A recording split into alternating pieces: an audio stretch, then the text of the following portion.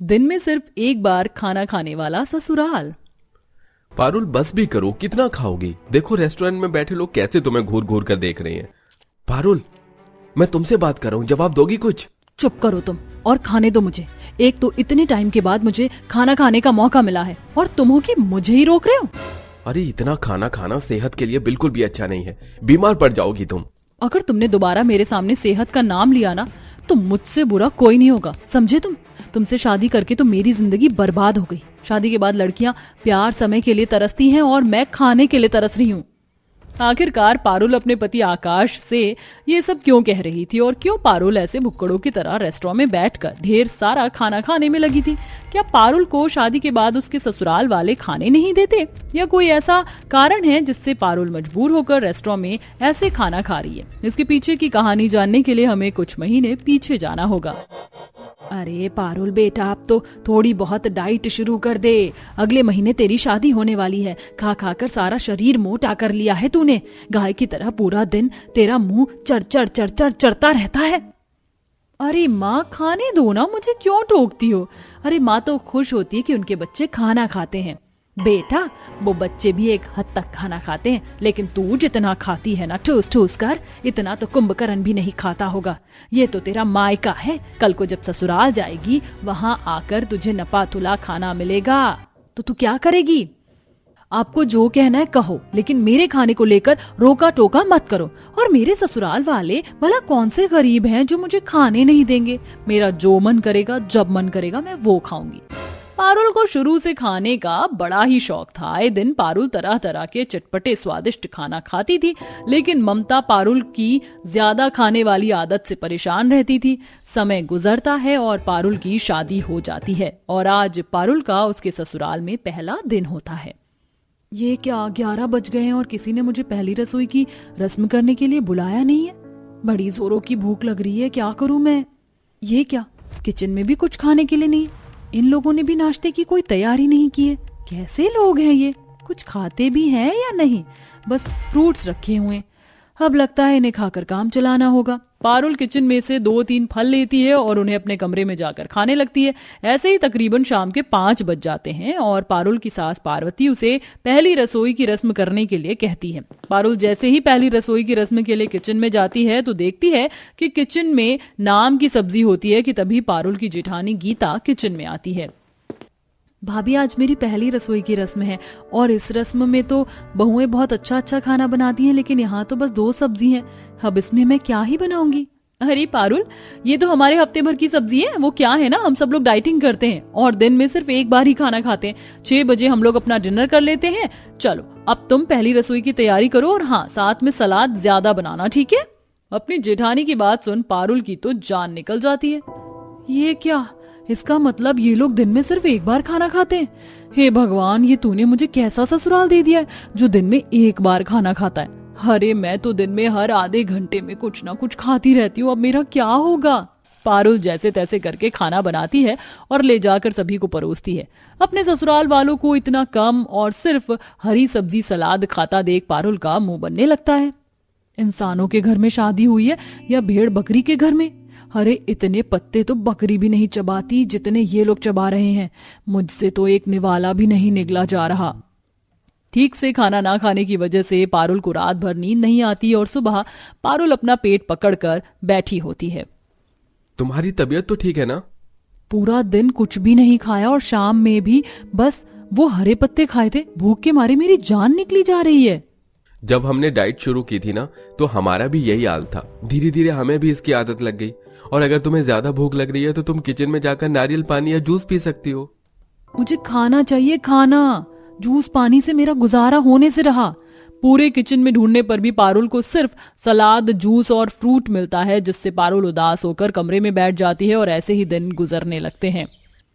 वाह यार, online food पर तो कितना अच्छा डिस्काउंट चल रहा है। ऊपर से कितना यमी लग रहा है ये पिज्जा, चोकोलावा, केक, बर्गर।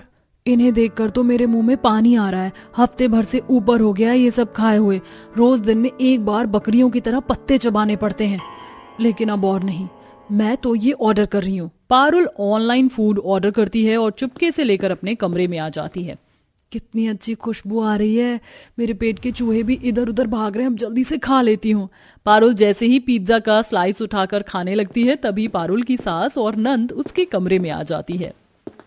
हे भगवान भाभी, ये क्या आप चोरी चुपके ये जंक फूड खा रही हो? हमने आपको ये सब खाने से मना किया था ना, पता है ये सेहत के लिए कितना अनहेल्दी है। अरे घर में आज तक एक चिप्स का पैकेट नहीं आया था और तूने ये सब मंगवा लिया। अगर तेरे ससुर जी को इसके बारे में पता चलेगा वो तुझ पर कितना गुस्सा करेंगे पता भी है तुझे। लेकिन माँ जी मुझे भूख लग रही थी और मैं पूरे दिन में सिर्फ एक टाइम खाना खाकर नहीं रह सकती, वो भी ऐसा खाना जो भेड़ बकरियों का हो। भाभी ये सब खाने से तो हम लोग फिट हैं। पहले हम भी आपकी तरह ही ये सब खाते थे, लेकिन जब से हमने अपनी डाइट शुरू की है हम बिल्कुल फिट रहते हैं और हमें तो कोई बीमारी भी नहीं है।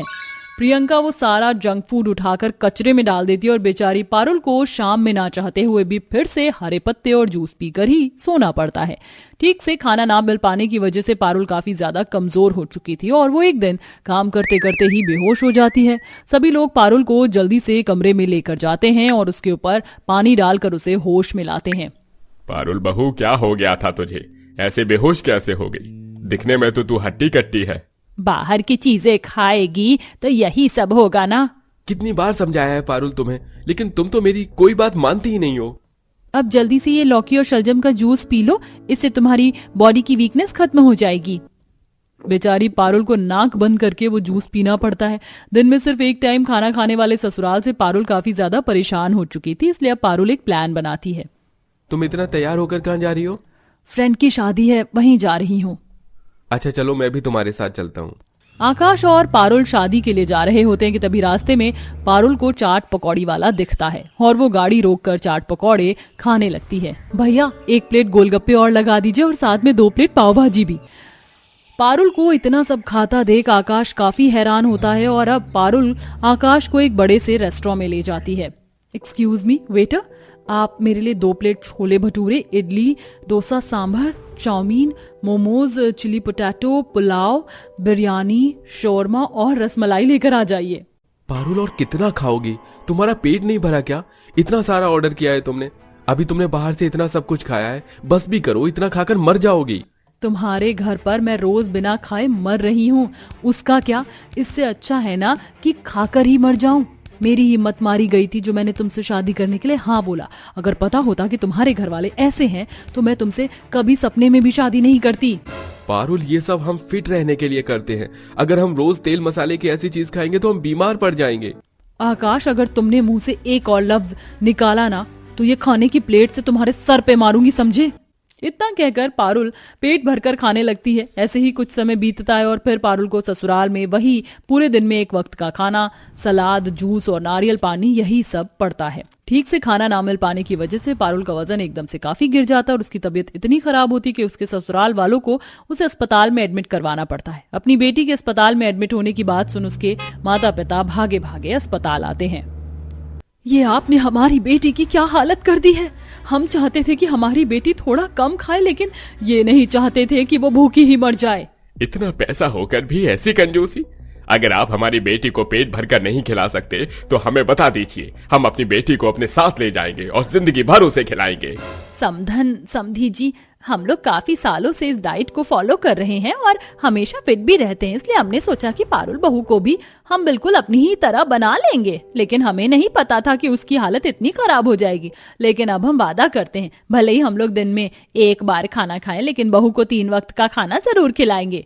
मैं पारुल के लिए अपने हाथों से खाना बनाऊंगी और उसके ठीक होने तक उसका पूरा अच्छे से ध्यान रखूंगी। दोस्तों, हमें कम खाना चाहिए, लेकिन इतना भी कम नहीं कि हम बीमार पड़ जाएं, जैसे कि हमारी कहानी की इस बहू के साथ हुआ, जिसके ससुराल वाले दिन में फिट रहने के लिए सिर्फ 1 बार ही खाते थे। तो दोस्तों, कैसी लगी आपको हमारी ये कहानी? हमें कमेंट में जरूर बताएं। साथ ही साथ क्या आप भी किसी ऐसे ही डाइट फॉलो करने वाले परिवार को जानते हैं तो हमें ये भी बताइए।